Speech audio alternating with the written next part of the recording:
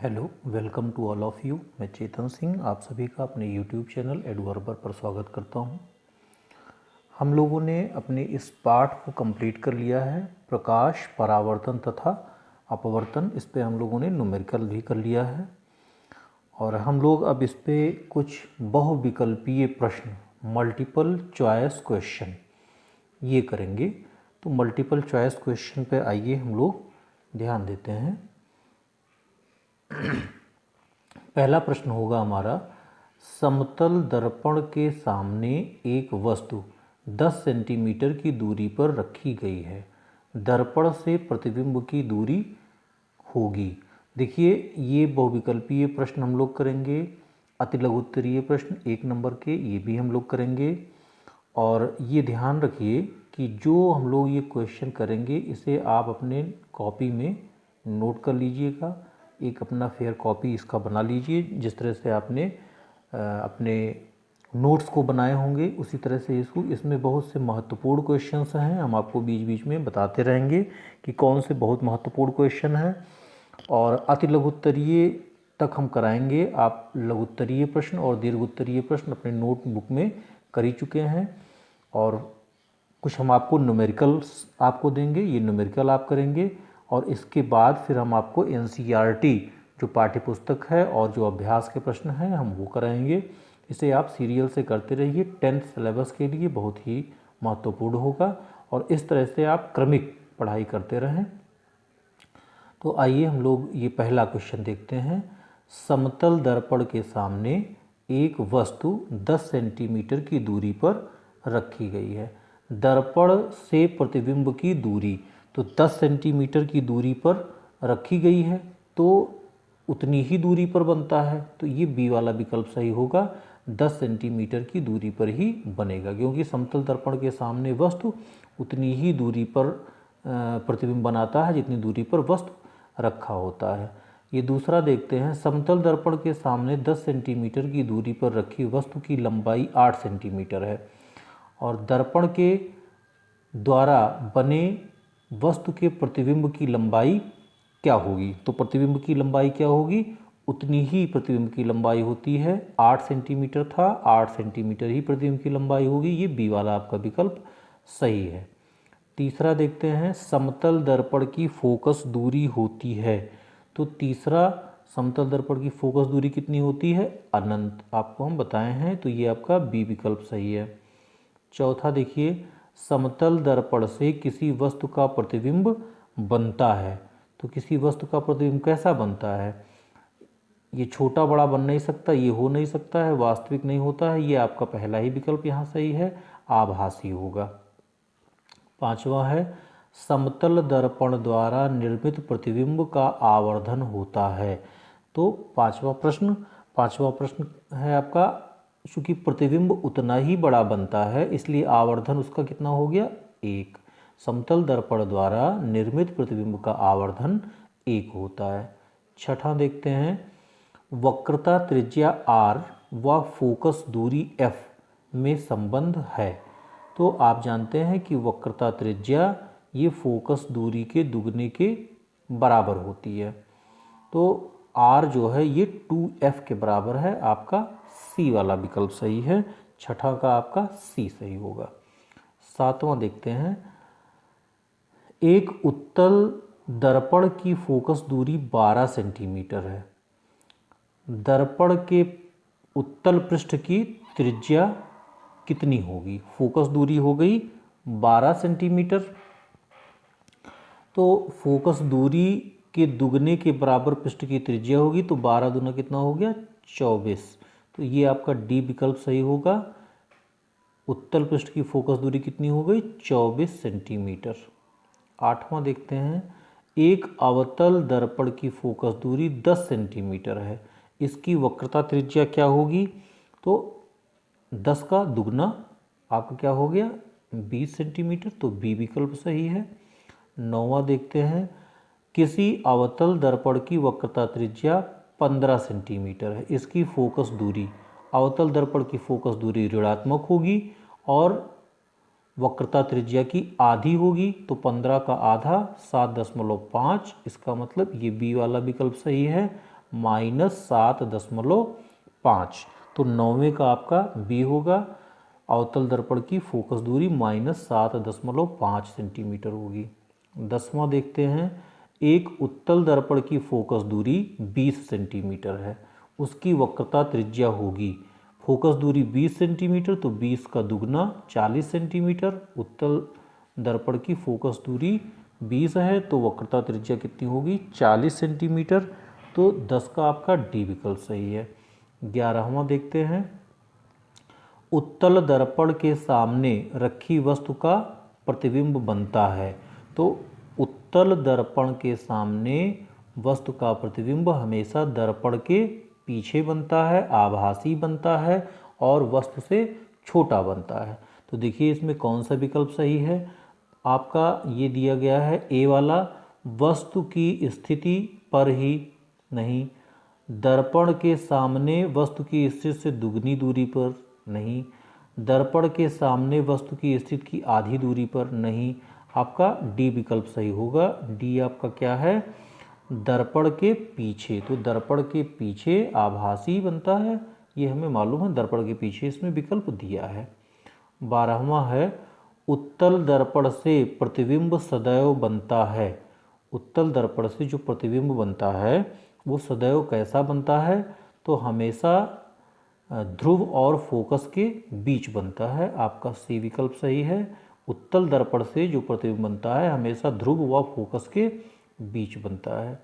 13वां है, वस्तु का आभासी तथा छोटा प्रतिबिंब बनता है, अथवा किसी दर्पण में वस्तु का प्रतिबिंब सदैव वस्तु से छोटा, सीधा व काल्पनिक, काल्पनिक को हम आभासी भी कहते हैं, बनता है, वह है। तो ऐसा किस दर्पण में होगा, ऐसा आपका उत्तल दर्पण में ही बनता है। उत्तल दर्पण में ही छोटा बनेगा, सीधा बनेगा और काल्पनिक बनेगा। आपका 14वां प्रश्न होगा, किसी अवतल दर्पण द्वारा आभासी सीधा तथा आवर्धित प्रतिबिंब बनता है जब वस्तु की स्थिति होती है। आभासी और सीधा, तो आभासी सीधा कब बनता है, जब वस्तु दर्पण व फोकस के बीच में होता है। तो 14 का आपका कौन सा सही होगा, ए। जब वस्तु दर्पण व फोकस के बीच में होता है तब प्रतिबिंब आपका सीधा, आवर्धित और आभासी बनता है। अगला प्रश्न देखते हैं 15। ये आपका 15वां हुआ।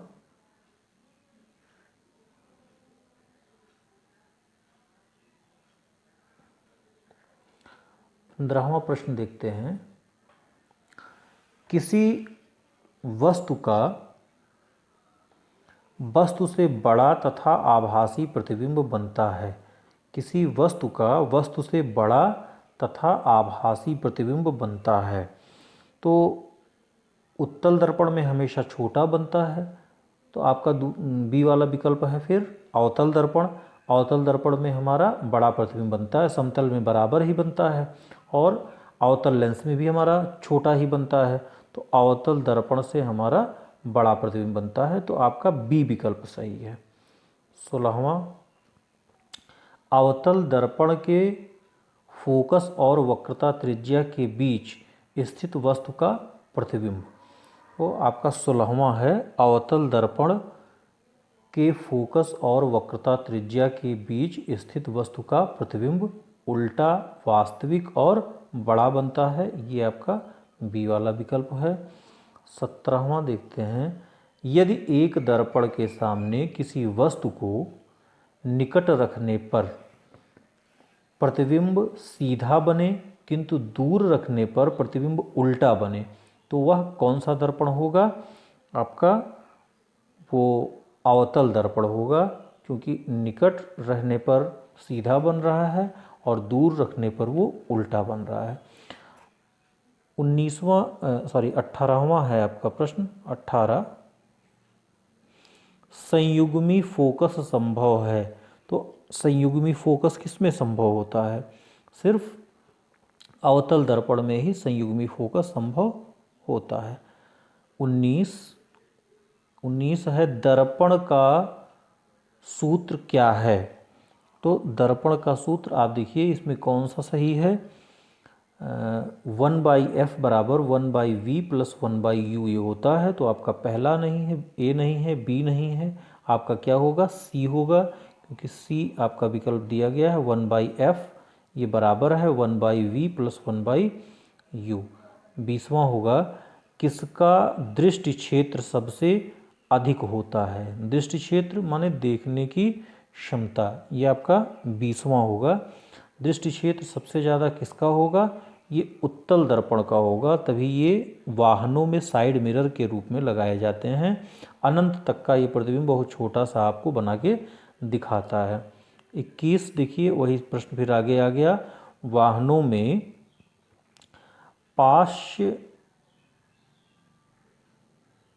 दृश्य रेयर व्यू के लिए सामान्यतः कौन सा दर्पण उपयोग में लाया जाता है। तो कौन सा दर्पण, यही उत्तल दर्पण आपका उपयोग में लाया जाता है। कांच का अपवर्तन, ये 22वां सवाल देखते हैं, कांच का अपवर्तनांक पानी के सापेक्ष कितना है। तो कांच का अपवर्तनांक, अब देखिए इसमें जो वैल्यू दिया गया है इसमें कुछ दिया नहीं गया है, अब जो हम जानते हैं उसके अनुसार कैलकुलेट कर लेते हैं। जैसे वायु के सापेक्ष, एक मिनट, वायु के सापेक्ष ए हो गया हमारा वायु, और वायु के सापेक्ष कांच का जो अपवर्तनांक होता है वो है 1.5, और वायु के सापेक्ष, ये n लिख दीजिए, वायु के सापेक्ष कांच का अपवर्तनांक, ये है आपका वायु के सापेक्ष कांच का अपवर्तनांक, ये 1.5। ऐसे ही वायु के सापेक्ष जल का अपवर्तनांक हो गया 1.33। तो जल के सापेक्ष कांच का अपवर्तनांक जो हो गया, ये वायु के सापेक्ष कांच का अपवर्तनांक 1.5 और बटा वायु के सापेक्ष जल का अपवर्तनांक 1.33। तो ये वैल्यू लगभग आ रही है कितना, 1.5 और डिवाइडेड 1.33, ये आ गया 1.12, ये लगभग आ गया 1.12। तो 1.12 इसमें कौन लगभग होगा, आपका ए नहीं हो सकता, बी नहीं हो सकता, डी नहीं हो सकता, तो ये सी हो सकता है, 9/8। तो 9/8 आपका 1.12 है। तो इस तरह से हम कह सकते हैं कि जो कौन सा विकल्प सही हुआ आपका, ये सी, 22वां का आपका विकल्प सी सही हुआ। अगला देखते हैं ऐसे 23, प्रश्न नंबर 23 है, यदि वायु के सापेक्ष कांच का अपवर्तनांक 1.5 है तो कांच के सापेक्ष वायु का अपवर्तनांक होगा। तो ये व्युत्क्रम होता है, वायु के सापेक्ष जो है कांच का अपवर्तनांक ये 1.5 है। हमें कांच के सापेक्ष वायु का अपवर्तनांक ज्ञात करना है। तो कांच के सापेक्ष ये वायु का अपवर्तनांक, ये 1 बटा हो जाएगा, 1/ANG, 1/ANG, और ANG का मतलब 1.5। तो ये आपका हो जाएगा 1/1.5। ये आप हटा दीजिए, यहाँ 0 हो गया, 5 तियाँ 15 और 5 दूना 10, 2/3 हुआ, और दशमलव में ये मान दिया गया है। तो पॉइंट हो गया 20 हो गया, 3 छक 18, 2 20, 3 छक 18, तो 0.67। तो 23 का आपका कौन सा विकल्प सही हुआ, 23 का आपका डी सही होगा, ये 23 का डी वाला विकल्प सही हुआ। इस तरह से इसको कैलकुलेट करके हम लोग समझ भी लेते हैं। फिर अगला देखते हैं, 24वां सवाल है, वायु में प्रकाश की चाल 3 × 10⁸ है। वायु के सापेक्ष कांच का अपवर्तनांक 3/2 है। कांच में प्रकाश की चाल होगी, तो कांच में प्रकाश की चाल क्या होगी, कम होगी। ठीक है, जैसे आपको बताना है कि कांच वायु के सापेक्ष कांच का अपवर्तनांक, तो ANG हम लिखते हैं। तो वायु में प्रकाश की चाल और बटा उस माध्यम में प्रकाश की चाल, तो वायु में प्रकाश की चाल अगर हम VA लिख दिए और बटा कांच में प्रकाश की चाल अगर हम VG लिख दें, तो ANG मतलब वायु के सापेक्ष कांच का जो अपवर्तनांक हुआ, यह वायु में प्रकाश की चाल और बटा कांच में प्रकाश की चाल। अब देखिए, प्रकाश की चाल आपकी वायु में दी गई है और अपवर्तनांक आपका 3/2 दिया गया है और कांच में प्रकाश की चाल ज्ञात करनी है। तो ये हो गया आपका 3/2 और ये आपका दिया गया है 3 × 10⁸ ये आपको दिया गया है और बटा आपको ये VG दे दिया गया है। तो ये 3 से 3 ये कैंसिल हो गया और VG क्रॉस मल्टीप्लिकेशन हो गया। तो आपका VG बराबर कितना हो गया, 2 × 10⁸ मीटर पर सेकेंड, इतना मीटर पर सेकेंड। तो 2 × 10⁸ मीटर पर सेकेंड। कौन सा विकल्प सही होगा आपका, C। तो 24 का आपका कौन सा विकल्प सही हुआ, C सही हुआ। ऐसे 25 देखते हैं। निर्वात में प्रकाश की चाल होगी, तो इसे सब जानते हैं, ये आपका B वाला विकल्प है, 3 × 10⁸ मीटर पर सेकेंड। B का आपका B विकल्प सही है 25वां का। 26 देखते हैं। एक पारदर्शी पदार्थ का अपवर्तनांक 1 है, निर्वात में रखा है। निर्वात से होकर उस पदार्थ में प्रवेश करने वाले एक प्रकाश की सतह पर विचलित होकर अभिलंब से, तो देखिए जब उसका अपवर्तनांक 1 है तो इसका मतलब ये वायु या निर्वात के सापेक्ष है।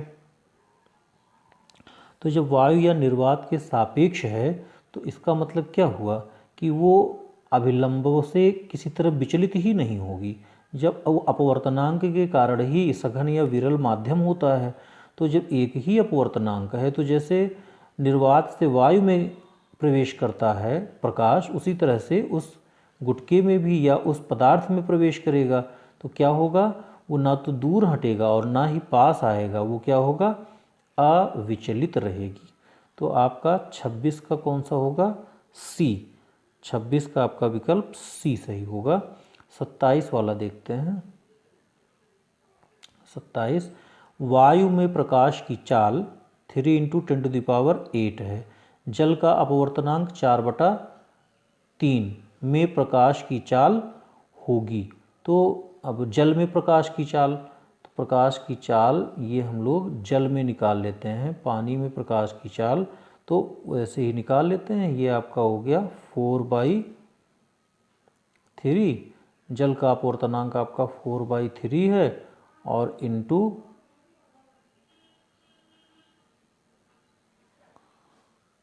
एक मिनट लिख लेते हैं। यहाँ दिया गया है जल का अपवर्तनांक, तो वायु के सापेक्ष जल का अपवर्तनांक ये आपको दिया गया है 4/3। ये 4/3 हो गया।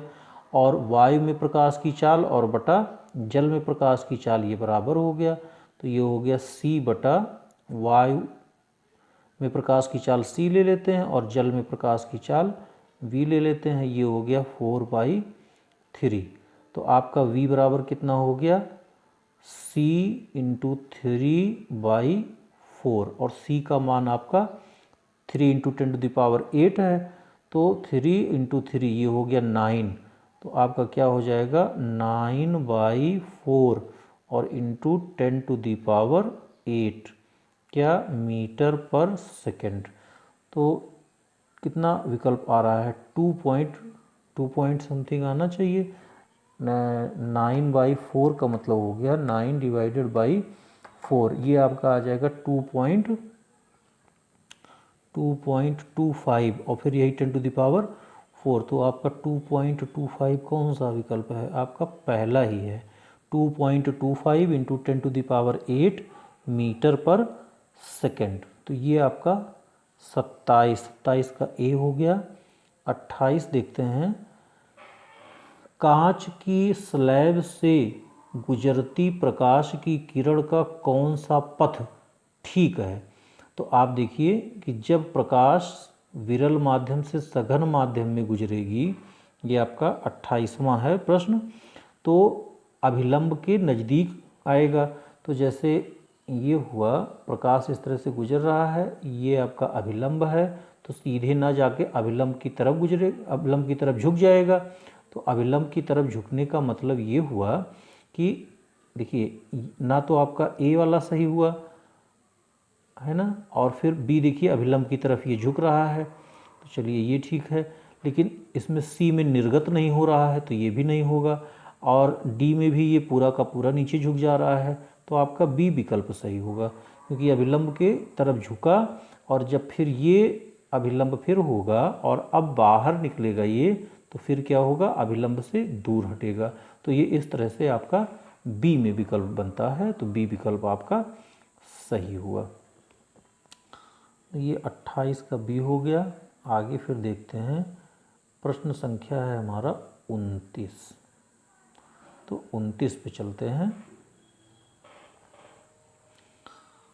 आपको जल, सरसों का तेल, ग्लिसरीन और केरोसिन दिया गया है। इन सब से एक समान कोण पर प्रकाश की किरण आपतित की गई है। किस माध्यम से किरण अधिकतम गुजरेगी? आपको क्या क्या दिया गया है? प्रश्न संख्या ये है आपका 29।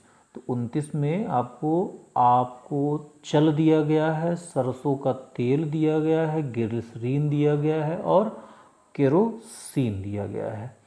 और ये कहा जा रहा है कि इन सब से एक समान कोण पर प्रकाश की किरण आपतित की गई है। किस माध्यम में किरण अधिकतम झुकेगी? तो सबसे ज़्यादा उसमें झुकेगी जिसका अपवर्तनांक सबसे ज़्यादा होगा। तो सबसे ज़्यादा अपवर्तनांक आपका ग्लिसरीन का होगा, तो ग्लिसरीन में सबसे ज़्यादा झुकाव होगा।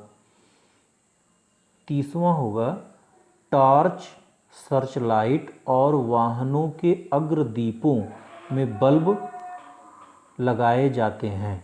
तो 30वां आपका क्या होगा, जो बल्ब लगाए जाते हैं वो परावर्तक के फोकस के बहुत निकट लगाए जाते हैं। परावर्तक होता है और फोकस के बहुत निकट लगाए जाते हैं, जिससे प्रकाश को रिफ्लेक्ट करके अनंत तक पहुंचाए।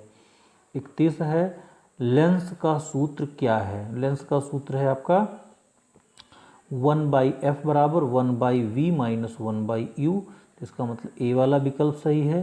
लेंस की क्षमता का सूत्र लिखिए, तो P बराबर 1/f होता है। 32 का आपका D हो गया।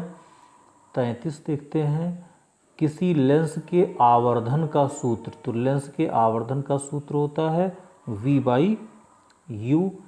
आपका 31 का 31 कह रहे हैं 33, तो 33 का आपका ए है। और 34 है, कौन से लेंस की क्षमता ऋणात्मक होती है? तो अवतल लेंस की क्षमता ऋणात्मक होती है। 34 का आपका बी हो गया।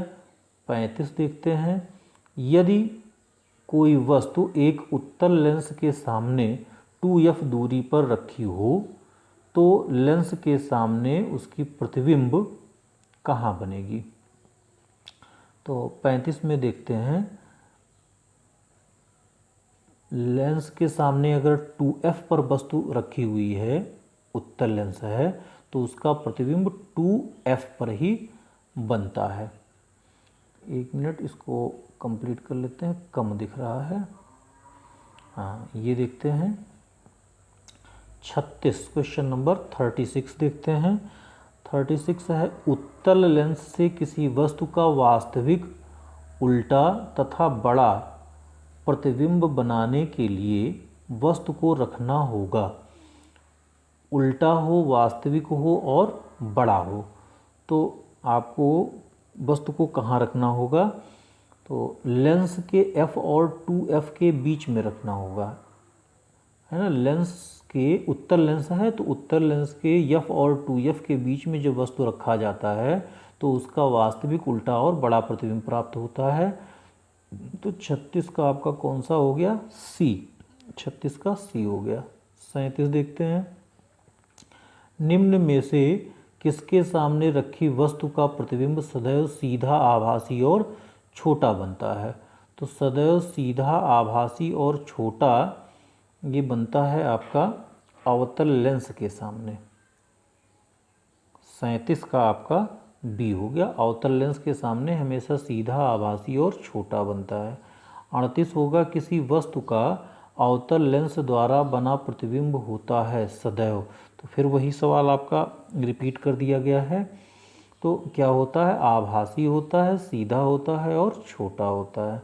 39 देखते हैं, निम्न में से कौन लेंस बनाने में प्रयुक्त किया जाता है? तो जल, कांच, प्लास्टिक और ये सभी। तो आपका ये 39 है। 39 में सबसे ज़्यादा यूज किया जाता है कांच। कांच के ही लेंस सबसे ज़्यादा बनाए जाते हैं, हालांकि प्लास्टिक के भी बनाए जाते हैं। 40 है, एक उत्तल लेंस की फोकस दूरी 20 सेंटीमीटर है, इसकी क्षमता ज्ञात कीजिए। तो क्षमता P बराबर होता है 100/f। ये जब सेंटीमीटर में रहेगा तब, f जो सेंटीमीटर में हो उसके लिए है। तो आपका हो गया 100 और f आपका है 20 सेंटीमीटर। लेंस आपका कैसा है?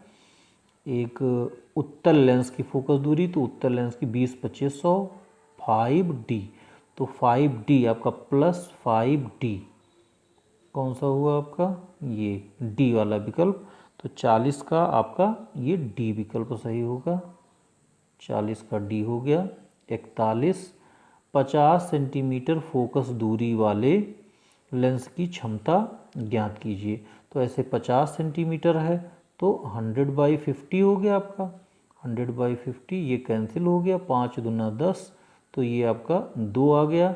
और लेंस कैसा? 50 सेंटीमीटर फोकस दूरी वाले लेंस की क्षमता, तो आपका वही 2D हो जाएगा। 2 डायोप्टर होगा। 41 का आपका बी विकल्प सही होगा। 42 है, -5D क्षमता वाले लेंस की फोकस दूरी। तो -5D है। तो यह बराबर हो गया, जैसे P बराबर आपने 100/f लिखा, वैसे ही आपका ये 100/P हो गया। तो -5 हो गया, इससे आप कैंसिल कर दीजिए। तो 20/2500 -20 लेंस आपका अवतल होगा और -20 इसकी फोकस दूरी होगी। मीटर में दिया जा रहा है तो मीटर में ही आप लिख लीजिए। तो फोकस दूरी आपका मीटर में देना है, विकल्प में आपका मीटर दिया है तो 1 मिनट मीटर में ही हम लिख लेते हैं। ये F बराबर हो गया 1/P, ये मीटर में होगा। और आपका -1/P कितना है? 5, कितना हो गया? 0 पॉइंट माइनस में 5 दूना 10, तो ये मीटर में हो गया 0.2 मीटर, और वो भी माइनस में। तो 42 का आपका कौन सा विकल्प सही है? 42 का सी विकल्प सही है। ये 42 का आपका सी विकल्प हो गया। आगे देखते हैं ये 43, क्वेश्चन नंबर 43। क्वेश्चन नंबर 43 है हमारा, -10D क्षमता वाले लेंस की फोकस दूरी होगी। फोकस दूरी मतलब F हमें ज्ञात करना है। और F बराबर क्या हो गया? इसमें भी देखिए आपको सब मीटर में दिया गया है, तो 1/P हो गया। तो 1/ और P का मतलब है आपका -10, ये मीटर में हो गया। तो -0.1, अच्छा 1 सेंटीमीटर में भी दिया है तो हम इसको सेंटीमीटर में ही कर लें। 100/10 हो गया और माइनस आपका हो गया क्या? ये कैंसिल कर देते हैं, ये माइनस आपका 10 सेंटीमीटर में हो गया। तो -10 सेंटीमीटर, ये आपका 43 का सी वाला विकल्प होगा, -10 सेंटीमीटर। और एक 44 है, एक उत्तल लेंस की क्षमता 5 डायोप्टर, इसकी फोकस दूरी ज्ञात करना है। तो फोकस दूरी F बराबर फिर वही 1/P, सब इसमें सेंटीमीटर में दिया गया है तो 100/P कर लेते हैं। तो 100 हो गया और P का मान 5 डायोप्टर दिया गया है तो 5 से डिवाइड कर देते हैं। 5 दूना 10 और ये 20 हो गया, और उत्तल लेंस है तो पॉजिटिव होगा +20 सेंटीमीटर, तो 20 सेंटीमीटर धनात्मक में, तो 44 का आपका ए विकल्प सही होगा। 44 का ये 20 सेंटीमीटर धनात्मक में। 45 है 50 सेंटीमीटर फोकस दूरी वाले अवतल लेंस की क्षमता ज्ञात कीजिए। तो क्षमता का मतलब हमें P ज्ञात करना है। P बराबर 100/f सेंटीमीटर, और 100 और f का मान हो गया आपका 50, 50 दूना 100, और अवतल है, अवतल के कारण इसकी फोकस दूरी ऋणात्मक होगी, तो P भी आपका ऋणात्मक होगा, तो -2d, तो -2d 45 का आपका ए विकल्प सही हो गया। तो ये तो आपके विकल्प के प्रश्न थे। और देखते हैं विकल्प के प्रश्नों के साथ आपके ये अति लघुत्तरीय प्रश्न हैं। अति लघुत्तरीय प्रश्नों में भी आप बहुत प्रश्नों के जवाब जानते हैं, और कुछ प्रश्नों को हम आपको यहाँ बता भी दे रहे हैं। इन्हें आप अपनी कापियों में नोट कर लीजिए। जो प्रश्न आप नहीं जानते हैं उन्हें याद भी कर लीजिए। तो आइए देखते हैं कुछ इन प्रश्नों को। जैसे पहला है हमारा, प्रकाश किसे कहते हैं। सारे लोग जानते हैं कि प्रकाश ये एक प्रकार की ऊर्जा है जिसकी सहायता से हम वस्तुओं को देखते हैं। ये विकिरण हमारी आँख के प्रति संवेदनशील है, या ऐसा भी हम प्रकाश के लिए कह सकते हैं कि प्रकाश विद्युत चुंबकीय विकिरण का स्पेक्ट्रम है जो हमारे आँख के दृष्टि के प्रति संवेदनशील है और किसी वस्तु को देखने में हमारी सहायता करता है। दूसरा प्रश्न होगा, प्रकाश को ऊर्जा का स्रोत क्यों माना जाता है। प्रकाश को ऊर्जा का स्रोत क्यों माना जाता है। प्रकाश स्वयं दिखाई दिए बिना विभिन्न काम करने की क्षमता प्रदान करता है, विभिन्न वस्तुओं को देखने में हमारी सहायता करता है, इसलिए इसे ऊर्जा का स्रोत माना जाता है। तीसरा प्रश्न है, क्या प्रकाश आँखों से देखा जा सकता है। नहीं, प्रकाश को हम देख नहीं सकते, ये केवल वस्तुओं को देखने में हमारी सहायता करता है। चौथा है, जब प्रकाश किसी माध्यम से होकर दूसरे माध्यम में प्रविष्ट होता है तो उसके साथ क्या होता है। प्रकाश के कुछ भाग का परावर्तन होता है और कुछ भाग का अपवर्तन होता है, और शेष भाग अवशोषित हो जाता है उस माध्यम द्वारा। पांचवा होगा, प्रकाश के परावर्तन से आप क्या समझते हैं। जब प्रकाश की किरण किसी चमकदार या चिकने तल से टकराकर वापस उसी माध्यम में लौटती है तो इस घटना को प्रकाश का परावर्तन कहते हैं। छठा है, दर्पण किसे कहते हैं। वह चिकना या पालिशदार तल जिस पर पड़ने वाला प्रकाश का अधिकांश भाग किसी निश्चित दिशा में परावर्तित हो जाता है वो दर्पण कहलाता है। दर्पण की और भी हमने परिभाषा आपको लिखाई है, उससे आप समझ सकते हैं। सातवां है, दर्पण कितने प्रकार के होते हैं। तो दर्पण 3 प्रकार के होते हैं, समतल दर्पण, अवतल दर्पण और उत्तल दर्पण। आठवां है, परावर्तन के नियम लिखिए। परावर्तन के 2 नियम हैं, आपतित किरण, परावर्तित किरण तथा अभिलंब तीनों एक ही तल में होते हैं। नंबर 2, आपतन कोण परावर्तन कोण के बराबर होता है। आपका 9वां प्रश्न होगा, समतल दर्पण द्वारा बने प्रतिबिंब का आकार कैसा होता है। यह वस्तु के आकार के बराबर होता है और आभासी होता है। 10वां है, समतल दर्पण द्वारा किसी वस्तु का प्रतिबिंब कहाँ बनता है। तो किसी समतल दर्पण द्वारा वस्तु का प्रतिबिंब यह वस्तु के बिल्कुल लंबवत बनता है, वस्तु के ठीक पीछे उतनी ही दूरी पर बनता है जितनी दूरी पर वस्तु रखी गई होती है। 11वां है, समतल दर्पण की फोकस दूरी कितनी होती है। अनंत होती है समतल दर्पण की फोकस दूरी। 12 है, मुख्य अक्ष से आप क्या समझते हैं। दर्पण के वक्रता केंद्र और ध्रुव को मिलाने वाली रेखा को हम मुख्य अक्ष कहते हैं। या लेंस के लिए अगर आप लिखना चाहें तो लेंस के लिए हम कह सकते हैं कि प्रकाशिक केंद्र तथा फोकस से होकर जाने वाली जो रेखा होती है ये मुख्य अक्ष कहलाती है। आपका 13वां है वक्रता केंद्र से आप क्या समझते हैं? जिस गोले में से दर्पण को काटा जाता है उस गोले के केंद्र को दर्पण का वक्रता केंद्र कहते हैं। आपका 14वां प्रश्न होगा मुख्य फोकस क्या है? मुख्य अक्ष के समांतर आपतित होने वाली प्रकाश की किरण परावर्तन के पश्चात जिस बिंदु से होकर जाती है या जिस बिंदु से आती हुई प्रतीत होती है उसे दर्पण का मुख्य फोकस कहते हैं। 15वां है दर्पण का द्वारक किसे कहते हैं? दर्पण के परावर्तक तल के व्यास को दर्पण का द्वारक कहते हैं। दर्पण का ध्रुव क्या है? दर्पण का परावर्तक तल का जो मध्यबिंदु होता है वो दर्पण का ध्रुव कहलाता है। फोकस दूरी किसे कहते हैं? 17वां है फोकस दूरी किसे कहते हैं? मुख्य अक्ष फोकस दूरी किसे कहते हैं? फोकस तथा ध्रुव या ऐसे कह सकते हैं ध्रुव तथा फोकस के बीच की दूरी को फोकस दूरी कहते हैं। फोकस तल क्या है? 18वां प्रश्न होगा आपको मुख्य अक्ष पर अभिलंबवत तल जो फोकस से होकर जाता है ये फोकस तल कहलाता है। ये 18 सवाल थे।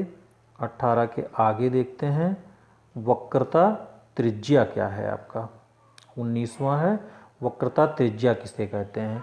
ध्रुव तथा वक्रता केंद्र के बीच की दूरी को हम वक्रता त्रिज्या कहते हैं। 20 है गोलीय दर्पण की फोकस दूरी तथा वक्रता त्रिज्या में क्या संबंध है? तो फोकस दूरी जो होती है वो वक्रता त्रिज्या की r की आधी होती है। फोकस दूरी वक्रता त्रिज्या की आधी होती है। दर्पण के फोकस दूरी के लिए UVF में रिलेशन लिखिए तो 1/f बराबर ये क्या होता है 1/v और प्लस 1/u ये इसमें रिलेशन होता है। ये देखिए 22वां है संयुग्मी फोकस किसे कहते हैं? उन दो बिंदुओं को जिनमें से किसी एक बिंदु पर रखी वस्तु का वास्तविक प्रतिबिंब दूसरे बिंदु पर बनता है उसे संयुग्मी फोकस कहते हैं। यह अवतल दर्पण में ही केवल बनता है, उत्तल दर्पण में ये नहीं बनता है। रेखीय आवर्धन किसे कहते हैं? प्रतिबिंब की लंबाई तथा वस्तु की लंबाई के अनुपात को ये रेखीय आवर्धन कहते हैं। 25 देखिए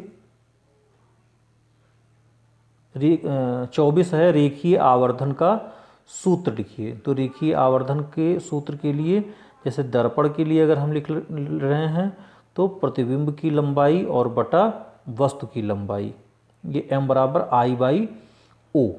दर्पण के लिए हम इसे -v/u लिखते हैं और अगर लेंस के लिए लिखेंगे तो लेंस के लिए यही v/u होगा, ये ध्यान रखेंगे। 25 है आपतित किरण किसे कहते हैं? प्रकाश की वह किरण जो दर्पण पर या लेंस पर आपतित होती है उसे आपतित किरण कहते हैं। परावर्तित किरण किसे कहते हैं?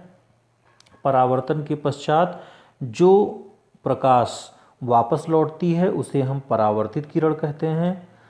और आपका ये 27 देखते हैं प्रकाश का परावर्तन कितने प्रकार का होता है? प्रकाश का परावर्तन 2 प्रकार का होता है, नियमित परावर्तन और अनियमित परावर्तन।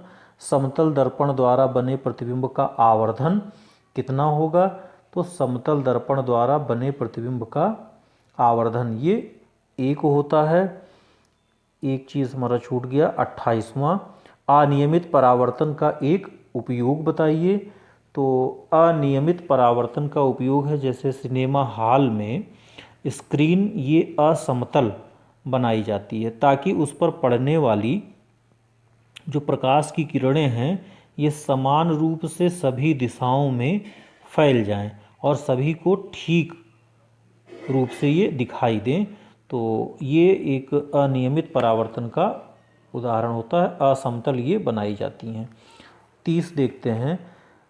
किसी दर्पण की फोकस दूरी, किस दर्पण की फोकस दूरी ऋणात्मक तथा किस दर्पण की धनात्मक होती है?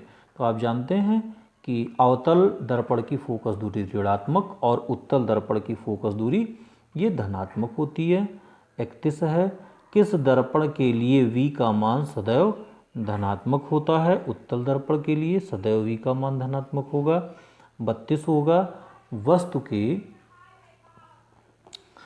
किस स्थिति में अवतल दर्पण वास्तविक उल्टा तथा समान आकार का प्रतिबिंब बनाता है? जब वस्तु वक्रता केंद्र पर रखी हुई होती है। 33 है, सदैव आभासी सीधा तथा आकार में वस्तु से छोटे प्रतिबिंब को प्राप्त करने के लिए कौन सा दर्पण प्रयोग में लाना चाहिए? ये आपका उत्तल दर्पण होगा। अथवा एक दर्पण वस्तु के सापेक्ष सीधा व आकार में छोटा प्रतिबिंब बनाता है, यह किस प्रकार का दर्पण है? प्रतिबिंब वास्तविक तथा आभासी है, तो केवल उत्तल दर्पण में होगा। ये आपका प्रश्न बोर्ड में भी पूछा गया है, उत्तल दर्पण होगा, इंपॉर्टेंट प्रश्न था। 34 है, अवतल दर्पण तथा उत्तल दर्पण में से बनने वाले आभासी प्रतिबिंब में क्या अंतर है? तो अवतल दर्पण से जो प्रतिबिंब आभासी बनेगा वो सीधा बनेगा और बड़ा बनेगा, जबकि उत्तल दर्पण से जो प्रतिबिंब आभासी बनेगा वो उल्टा बनेगा। नहीं, आभासी जो प्रतिबिंब होगा उत्तल दर्पण से, तो उत्तल दर्पण से भी आपका सीधा बनेगा लेकिन वस्तु से छोटा बनेगा। आभासी प्रतिबिंब सीधा बनेगा और वस्तु से छोटा बनेगा, लेकिन अवतल दर्पण से जो आभासी प्रतिबिंब बनेगा वो सीधा बनेगा और वस्तु से बड़ा बनेगा। ये आपका 35वां होगा, सड़क पर लगे लैंपों के ऊपर किस दर्पण का उपयोग होता है? इस दर्पण का एक और उपयोग बताइए। तो उत्तल दर्पण का उपयोग होता है जिससे प्रकाश को ये फैला दे, और मोटर कारों या ड्राइविंग सीट के पास में जो साइड मिरर होता है इसमें भी उत्तल दर्पण का उपयोग होता है। 35 के आगे आप देखिए, क्वेश्चन नंबर आपका है 36। ठीक है, ये आपका प्रश्न संख्या 36 है। एक दर्पण का आवर्धन 0.4 है, यह दर्पण किस प्रकार का होगा? इसका बिंब कैसा होगा?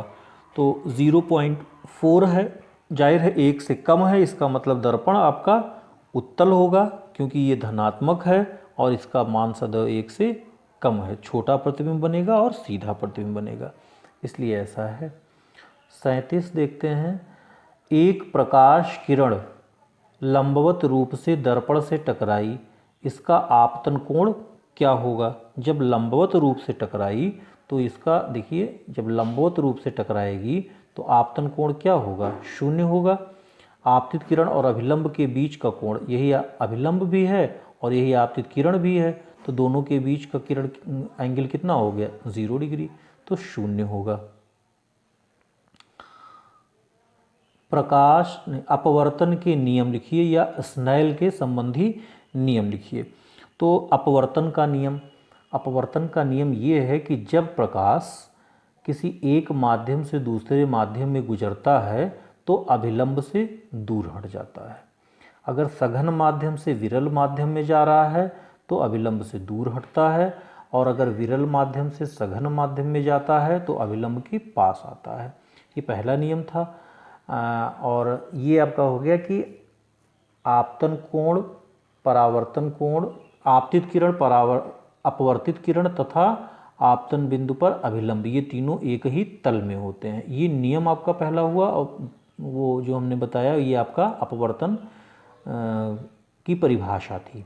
और इसमें आपको बताना ये है स्नेल का नियम क्या है। तो स्नेल का नियम आपका क्या है? Sine i by sine r, और ये होता है n, मतलब पहले माध्यम के सापेक्ष दूसरे माध्यम का जो अपवर्तनांक होता है ये आपतन कोण की ज्या और अपवर्तन कोण की ज्या के अनुपात के बराबर होता है। मतलब आपतन कोण के साइन और अपवर्तन कोण के साइन का अनुपात ये नियत होता है, ये स्नेल का नियम कहलाता है।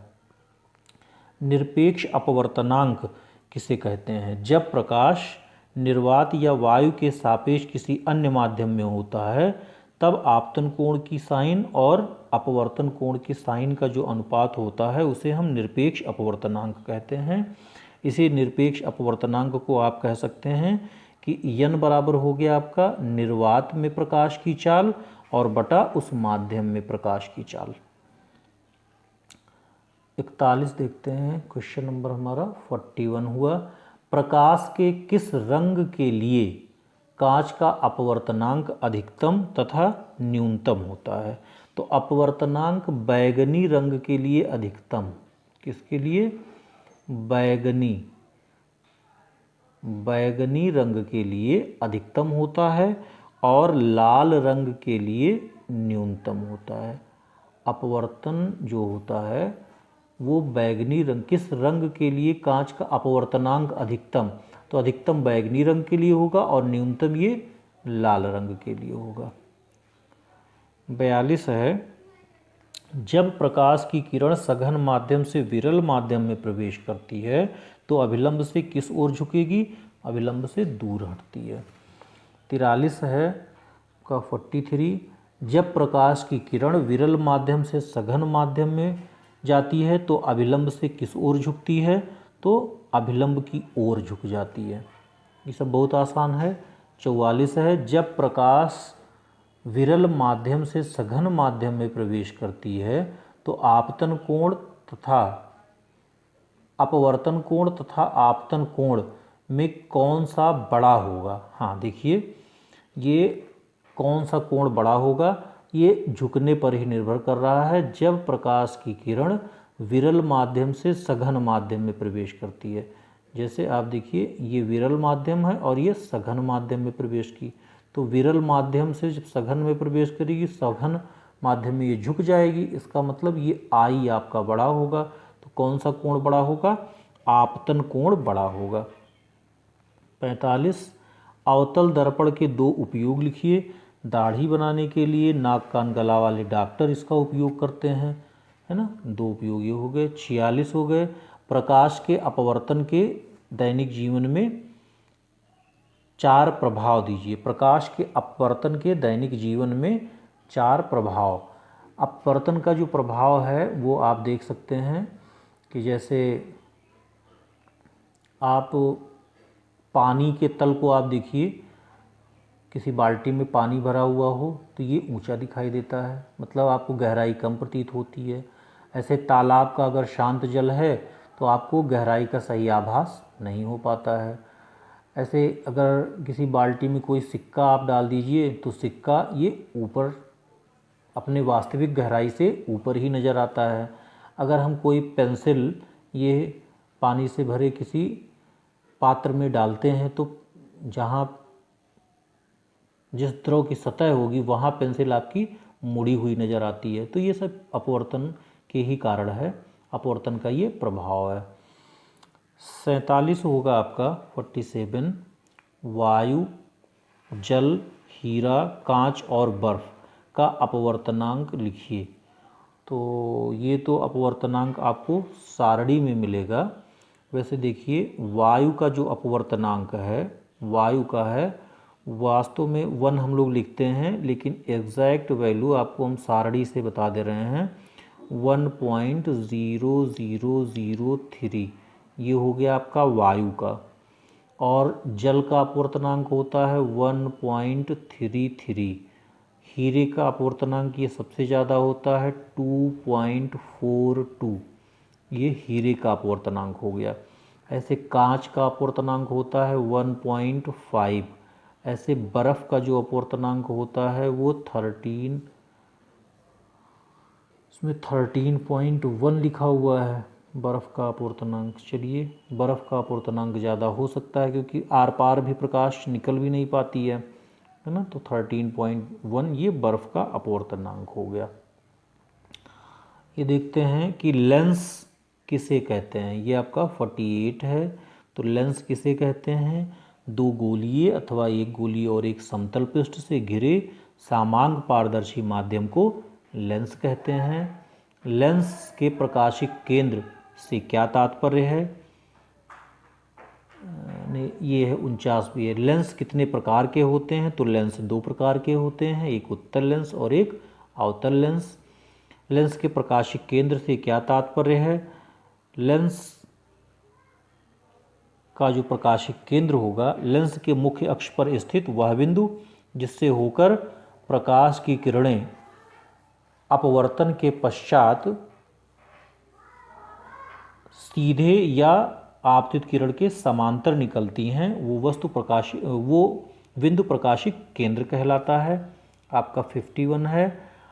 अभिसारी किरण किसे कहते हैं? जो किरणें एक बिंदु पर मिलती हैं उन्हें अभिसारी कहते हैं। अपसारी किरणें किसे कहते हैं? जो किरणें एक बिंदु से फैलती हैं उनको अपसारी किरण कहते हैं। ये आपका क्वेश्चन नंबर 52 था। ऐसे आगे देखते हैं। क्वेश्चन नंबर ये हमारा है 53। लेंस की क्षमता को स्पष्ट कीजिए, इसका मात्रक क्या है अथवा लेंस की फोकस दूरी तथा क्षमता में संबंध बताइए। तो लेंस की क्षमता ये उसकी फोकस दूरी के व्युत्क्रमानुपाती होता है। जब फोकस दूरी मीटर में नापी गई हो तो P बराबर 1/f होता है। ये इस पर हम लोग क्वेश्चन भी कर चुके हैं। P बराबर 1/f, जबकि f आपका ये मीटर में हो, और जब f आपका सेंटीमीटर में हो तो इसी को हम 100/f ये सेंटीमीटर में भी लिख सकते हैं। 100/f ये आपका सेंटीमीटर हो जाएगा। देखते हैं फिर अगला क्वेश्चन होगा हमारा, ये कौन सा था? 55 था आपका। नहीं, ये आपका 53 था। ये 54 आपका होगा। 54, क्वेश्चन नंबर 54 होगा। किसी बिंदु पर वस्तु का प्रतिबिंब बनाने के लिए कम से कम कितने किरणों की आवश्यकता होती है? तो 2 किरणों की आवश्यकता होती है। उससे हम प्रतिबिंब बना लेते हैं। 55, लेंस से वस्तु की दूरी, प्रतिबिंब की दूरी तथा लेंस की फोकस दूरी में क्या संबंध होता है? तो 1/f बराबर 1/v माइनस 1/u, ये आपका संबंध होगा, जहाँ f फोकस दूरी हो गया, u लेंस से वस्तु की दूरी हो गई और v लेंस से प्रतिबिंब की दूरी हो गई। तो ये आपका हो गया। 56 देखते हैं। किस लेंस द्वारा बना प्रतिबिंब सदैव आभासी और छोटा होता है? तो अवतल लेंस हो गया। फिर 57 देखते हैं। लेंस की क्षमता का क्या अभिप्राय है? आप जानते हैं, अब ये भी बताया गया है। 58 है आपका, किसी लेंस से आभासी प्रतिबिंब वस्तु के सापेक्ष लेंस के किस ओर बनता है? आभासी प्रतिबिंब ये वस्तु की ही ओर बनता है। जिस ओर वस्तु रहेगा उस ओर ही आभासी प्रतिबिंब बनेगा, और वास्तविक प्रतिबिंब भाई दोनों ओर बन सकता है। आपका 59 होगा। पतले उत्तल लेंस के एक प्रकाश किरण अपवर्तन के पश्चात जिस बिंदु पर बिना विचलित हुए सीधे निकल जाती है उस बिंदु का नाम लिखिए। प्रकाशिक केंद्र होगा। 60 होगा आपका, किस लेंस की फोकस दूरी ऋणात्मक होगी? अवतल लेंस की फोकस दूरी आपकी ऋणात्मक होती है। और 59 भी हो गया। 60 है, किस लेंस की फोकस दूरी ऋणात्मक होती? अच्छा, 60 है, किस लेंस की क्षमता धनात्मक तथा लेंस की क्षमता ऋणात्मक होती है? तो उत्तल लेंस की क्षमता धनात्मक और अवतल लेंस की क्षमता ऋणात्मक होती है। और ये 61 था, किस लेंस की फोकस दूरी ऋणात्मक होती है? तो अवतल लेंस की फोकस दूरी ऋणात्मक होती है। 62 है, एक वस्तु अवतल लेंस के फोकस पर रखी है, प्रतिबिंब कहाँ बनेगा? तो प्रतिबिंब वस्तु की ओर अवतल लेंस के सामने रखा हुआ है तो प्रतिबिंब वस्तु की ओर फोकस तथा लेंस के ठीक बीच में बनेगा। फोकस तथा लेंस के ठीक बीच में बनेगा, क्योंकि लेंस आपका अवतल है। ये 63 है। उत्तल लेंस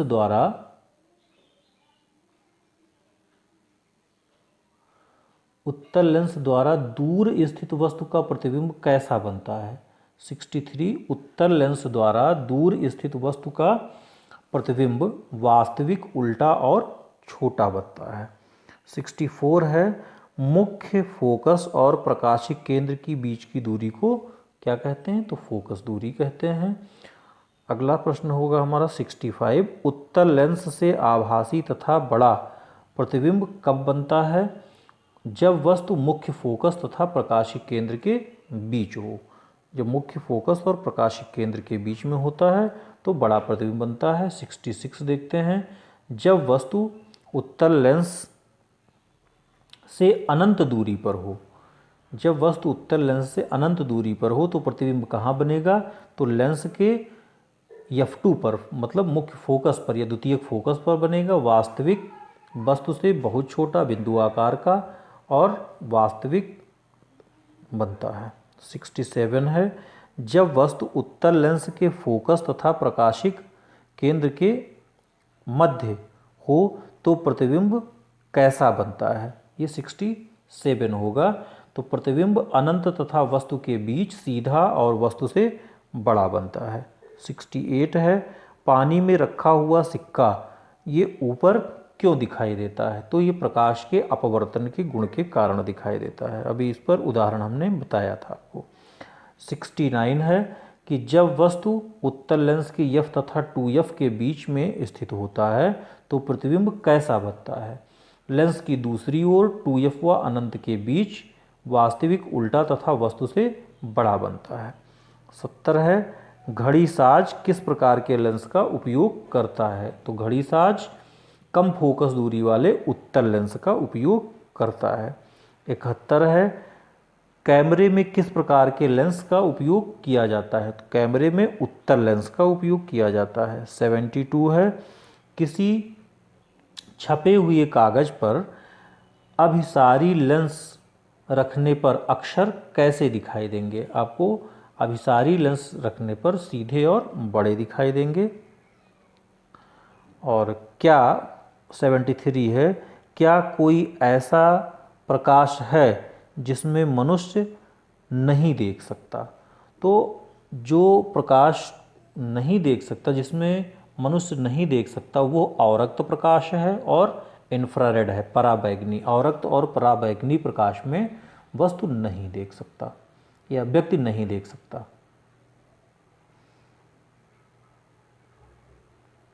ये होगा अगला आपका 74। ये 74 देखते हैं। लेंस से दूरियां किस बिंदु पर मापी जाती हैं, तो प्रकाशिक केंद्र से ही सारी दूरियां नापी जाती हैं, तो प्रकाशिक केंद्र से नापी जाएंगी।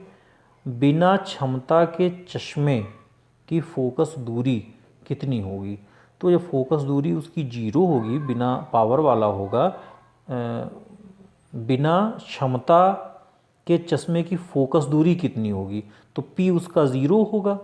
बिना क्षमता मतलब P आपका 0 हो गया। तो फोकस दूरी आपका F जो होगा ये क्या होगा, F बराबर हो गया 1/P, और 1/P का मतलब 1/0, 1/0 का मतलब इनफाइनाइट। तो आपका पावर जो है, फोकस दूरी क्या हो जाएगा, वो अनंत हो जाएगा। फोकस दूरी आपका अनंत हो जाएगा। 76 है। क्या जलीय लेंस बन सकता है। हाँ, जलीय लेंस बन सकता है। बहुत पतले अगर पारदर्शी गुब्बारे में हम पानी भर दें तो वही एक जलीय लेंस की तरह व्यवहार करेगा। 76 हो गया। 77 देखते हैं। ये देखिए 77 है।